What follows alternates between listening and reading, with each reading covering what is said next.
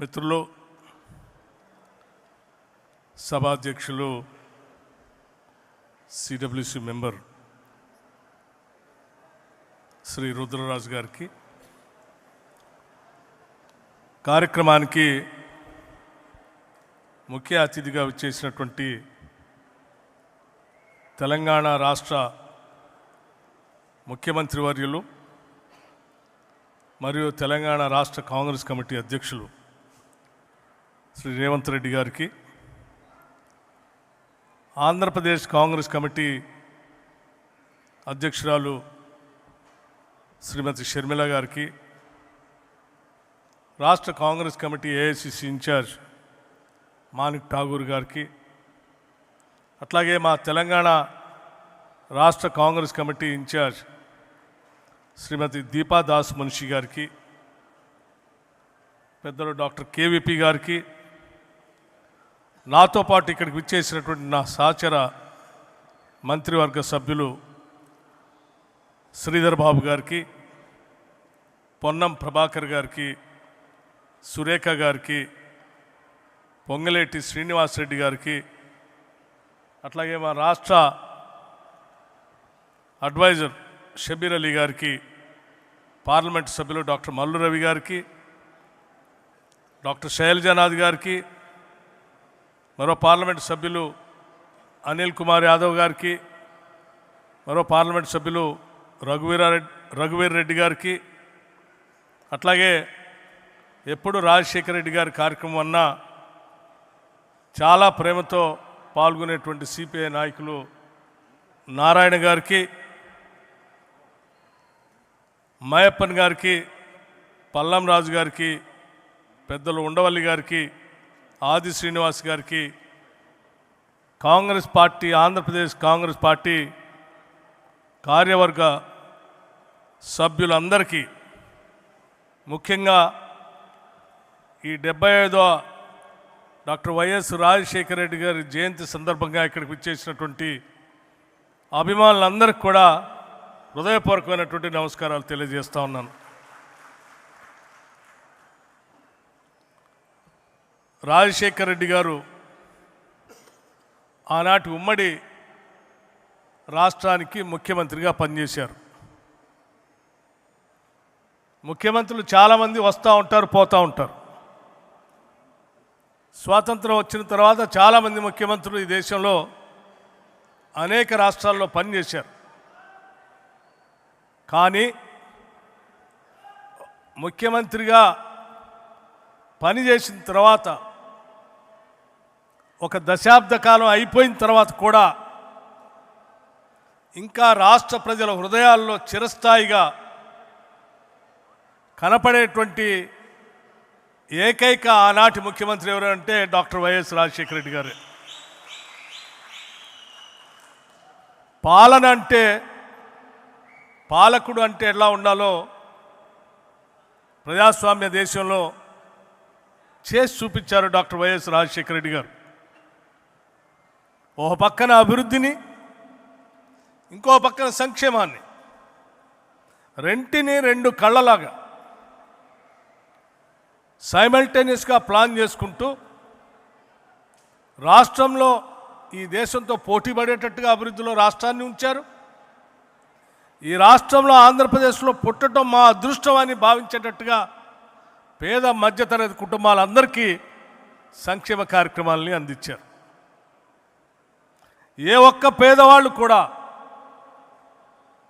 అనారోగ్యానికి గురైతే నేను వైద్యం చేపించుకోలేకపోతా ఉన్నాను, చేపిద్దామంటే డబ్బులు లేవు, నా కళ్ళ ముందే చనిపోతున్నాడు అని బాధపడేటువంటి వాళ్ళు తరతరాలుగా ఉన్నటువంటి ఈ రాష్ట్రంలో ఇక మీరు బాధపడాల్సిన అవసరం లేదు, నేనున్నాను అని చెప్పి రాజీవ్ ఆరోగ్యశ్రీ కార్యక్రమాన్ని తీసుకొచ్చి ఈరోజు రాష్ట్రంలోనే కాదు దేశంలో కూడా అన్ని ప్రభుత్వాలు ఆ రకంగా నడిచేటట్టుగా చేసిన గొప్ప నాయకుడు డాక్టర్ వైఎస్ రాజశేఖర రెడ్డి గారు.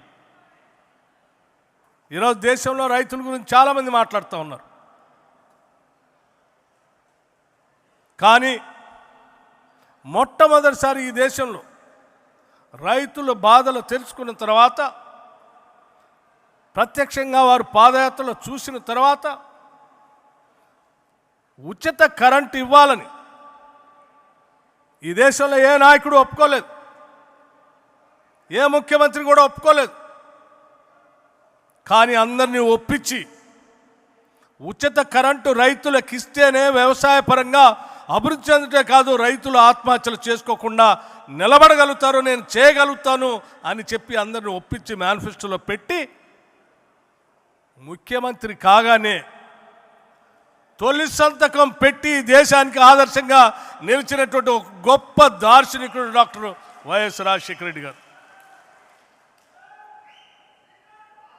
చాలామంది పేదవాళ్ళు చదివించాలని తల్లిదండ్రుల కోరిక, చదువుకోవాలనేటువంటి బిడ్డల ఆశ, ప్రపంచంతో పోటీ పడాల అని కలలు, ఆర్థిక పరిస్థితి అనుకూలించకుండా దూరంగా ఉన్నటువంటి బిడ్డలందరినీ తీసుకొని నేనున్నాను మీరు చదువుకోండి అని చెప్పి ఫీజు రియంబర్స్మెంట్ తీసుకొని ఈరోజు ప్రపంచవ్యాప్తంగా ఐటీ సెక్టార్లో తెలుగు వాళ్ళు అమెరికా నుంచి అనేక దేశాల్లో ఈరోజు CEO స్థాయిలో ఉన్నారంటే అది కేవలం ఆనాడు డాక్టర్ వైఎస్ రాజశేఖర రెడ్డి గారు తీసుకొచ్చిన ఫీజు రియంబర్స్మెంట్ వల్లనే అన్న సంగతి మనం ఎవరు మర్చిపోకూడదు.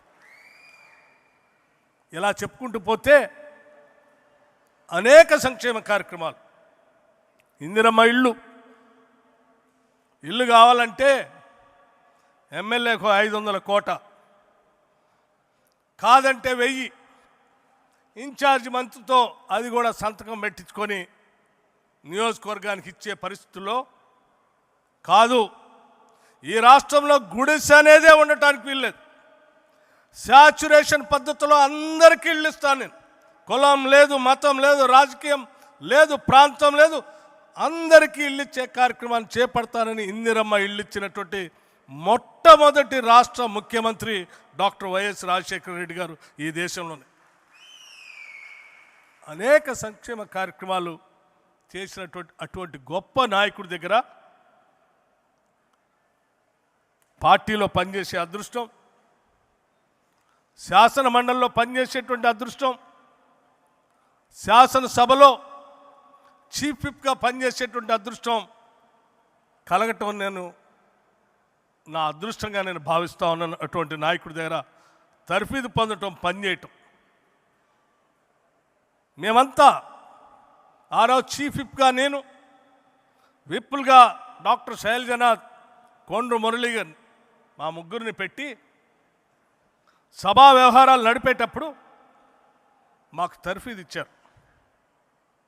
శాసనసభ్యులు కానీ, ప్రజలకు కానీ, చట్టసభలో కానీ, పాలనలో కానీ ప్రజల కోసం ఏం చేయాలో చాలా స్పష్టంగా మా అందరికీ తర్ఫీదు ఇచ్చి నిలబెట్టినటువంటి నాయకుడు ఆయన. చివరి రోజు మేమంతా అడిగాం, శాసనసభ అయిపోయింది, చిట్ట చివరి రోజు తెల్లారే రచ్చబండ కార్యక్రమాన్ని ప్రకటించారు. వారిని ప్రత్యేకంగా కలిసి అడిగాం, సార్ ఒక్కరోజు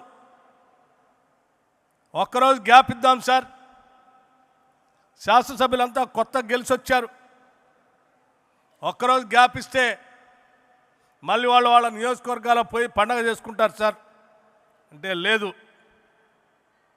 ప్రజలు ఎంతో నమ్మకంతో మనల్ని గెలిపించారు, ఒక్క నిమిషం కూడా వృధా చేయడానికి వీల్లేదు, తెల్లారే రచ్చబండ కొనసాగాల్సిందే అని చెప్పి బయలుదేరి మనందరి నుంచి కనపడినంత దూరానికి వెళ్ళిపోయారు. కానీ ఆయన గుర్తులు కానీ, ఆయన చెప్పినటువంటి మాటలు కానీ, ఆయన పాలనలో వేసినటువంటి బీజాలు కానీ ఈరోజు ఈ రాష్ట్రాలనే కాదు దేశానికి కూడా ఆదర్శప్రాయంగా ఉన్నాయన్న సంగతి 10 సంవత్సరాల తర్వాత కూడా మనం అందరం ఇక్కడ నిలబడి వారిని స్మరించుకోవటమే కాదు, ఆనాటి పాలనలో ఉన్నటువంటి అంశాలే ఈరోజు దేశవ్యాప్తంగా అజెండాగా కూడా మారాయి. అటువంటి రాజశేఖర రెడ్డి గారు ఆంధ్రప్రదేశ్లో పుట్టడం, అది కూడా కాంగ్రెస్ పార్టీలో నాయకత్వం వహించడం, రాష్ట్ర కాంగ్రెస్ కమిటీ అధ్యక్షుడిగా పనిచేయటం, ఈ రాష్ట్రానికి ముఖ్యమంత్రిగా పనిచేయటం, కాంగ్రెస్ పార్టీ కార్యకర్తలుగా మనందరి అదృష్టంగా నేను భావిస్తూ ఉన్నాను. ఒక గొప్ప నాయకుడు వారసులుగా ఈరోజు మనం అంతా ముందుకు పోతా ఉన్నాం. స్నేహితులారా, ఇక్కడ కూర్చున్నటువంటి పెద్దలందరూ కూడా మాకంటే సీనియర్స్. ఉన్నవాళ్ళ గారి దగ్గర నుంచి మొదలు పెడితే ఇక్కడ బాపిరాజు గారు ఉన్నారు, మన్నించాలి. వారందరూ సీనియర్స్. వాళ్ళ దగ్గర పిల్లలుగా మేము మా రాజకీయ ప్రస్థానం మొదలుపెట్టాం.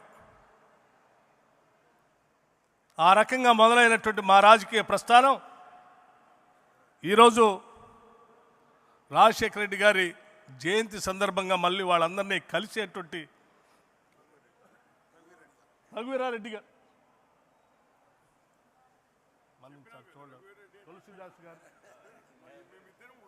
మన్నించాలి సార్, చూడలేదు, తులసిదాస్ గారు, తులసిరెడ్డి గారు, వీరందరికీ నమస్కరిస్తూ ఈ కార్యక్రమంలో పాలు పంచుకోవటానికి అవకాశం ఇచ్చినటువంటి షర్మిల గారికి నేను